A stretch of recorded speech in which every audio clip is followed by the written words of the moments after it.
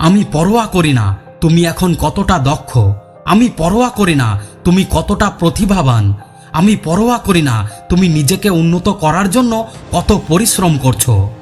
কারণ জীবনে এমন সময় আসবেই যখন কিছুই তোমার পরিকল্পনা অনুযায়ী হবে না।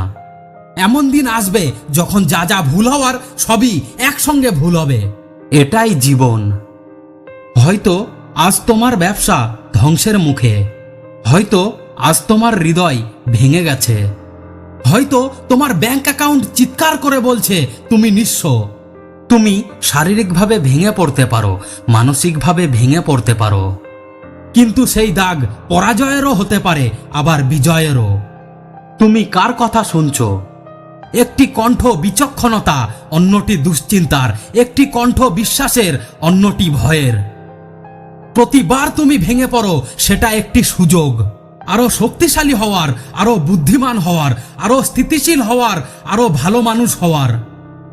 আজ আমি তোমার কাছে একটাই জিনিস চাই, একটি কারণ খুঁজে বের করো এগিয়ে চলার। কারণ তুমি পারবে। লড়াই শেষ হয়নি, লড়াই এখনই শুরু। পৃথিবীকে দেখিয়ে দাও তুমি কি দিয়ে তৈরি। আমি পিছু হটব না, আমি পালাবো না, আমরা দাঁড়িয়ে থাকবো, আমরা জিতবো। আর সেই মুহূর্তে তুমি হয়ে উঠবে এমন একজন মানুষ যাকে কোনো ঝড়, কোনো কষ্ট, কোনো ব্যর্থতা আর কখনোই ভেঙে দিতে পারবে না।